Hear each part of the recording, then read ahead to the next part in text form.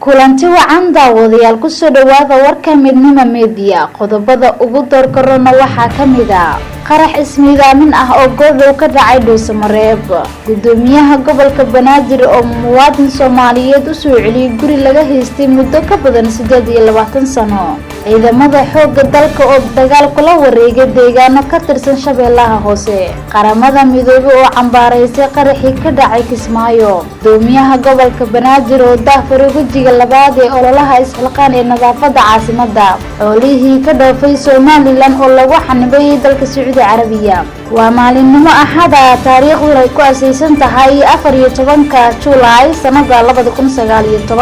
qodobadaasi oo faahfaahsan waxaa la diyaaraa wariyahena Axmed Xasan Ramaas mahadsanid Sagal Yuusuf Xaaji Sagal Cudoon qarax ismiidaamin ayaa goordhow ka dhacay magaalada Dhuusamareeb ee xarunta maamulka Galmudug iyadoo warar kala duwan uu ka soo baxayo qaraxaasi qarax ayaa la sheegay inuu ahaa qof isqarxiyay kaasoo markii hore fadhiyay goob maqaaxid ah oo u dhow xarunta Inji ilaa iyo hadda lama oga qasaaraha iyadoo ay adag tahay in la helo warar rasmi ah oo ku saabsan qaraxaasi qaraxa ka dhacay Dhuusamareeb ayaa ku soo aadaya xilli magaalada ay ku sugan yihiin wafdi oo hogaaminayo ra'iisul wasaare Xasan Cali Khayre howlgal qorsheysan oo ay qaadeen ciidanka xoogga dalka ayaa waxay kula wareegeen deegaano iyo tuulooyin hoostaga degmada Walanweyn ee gobolka Shabeellaha Hoose ciidanka xoogga dalka ayaa la sheegay in ay dib ula wareegeen deegaanka Leego Yaaq Biri Weyne iyo tuulada Madax Maroodi oo ka tirsan gobolka Shabeellaha Hoose taliyaha ururka 35aad guutada 7aad ee ka tirsan qaybta 6aad ee ciidanka xoogga dalka Korneyl Maxamed Cabdilaahi Caraale oo la hadlay warbaahinta ayaa sheegay in ay la wareegeen deegaanada Leego Yaaq Biri Weyne iyo Madax Maroodi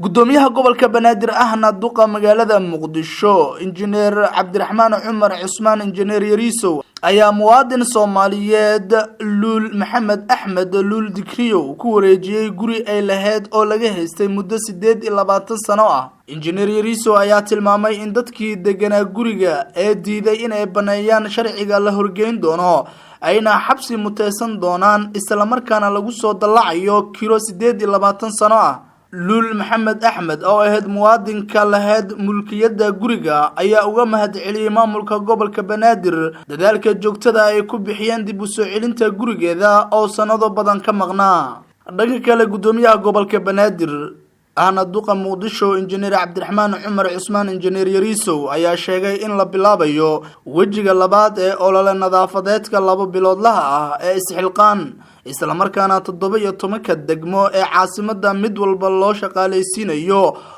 179 qof iyo agabkooda oo dhameystiran gudoomiyaha Yariisow ayaa xusay in qorshahani uu wax badan ka bedelayo fayadhoorka iyo nadaafada magaalada si loo helo magaalo nadiif ah xogayaha guud ee jamciyadda qurumaha ka dhaxaysa Antonio Guterres ayaa cambaareeyay weerarkii ismiidaaminta ah ee lagu qaaday hotelka ku yaala magaalada Kismaayo afayeenka xogayaha guud ee Stephen Dujarric ayaa sheegay in sidoo kale uu Mr Guterres uu tacsi tiraanyo leh u dirayo qoysaska kuwa naftooda ku waayay weerarka wuxuuna u rajeeyay kuwa ku dhaawacmay weerarkaasi caafimaad degdeg ah xogayaha guud ee qaramada midoobay ayaa tilmaamay in beesha caalamka diyaar la tahay in ay garab istaagto dawladda Soomaaliya iyo sidii shacabka Soomaaliyeed ee u gaari lahaayeen nabad iyo horumar wasiirka xanaanada xoolaha Somaliland Xasan Maxamed Cali Xasan Gaafadhi oo shir jaraa'id ku qabtay magaalada Hargeysa ayaa xaqiijiyay in takada magaalada Jidda ee dalka Sacuudiga lagu xanibay markab xoolo sida oo ka dhoofay takada Berbera kadib markii la ogaaday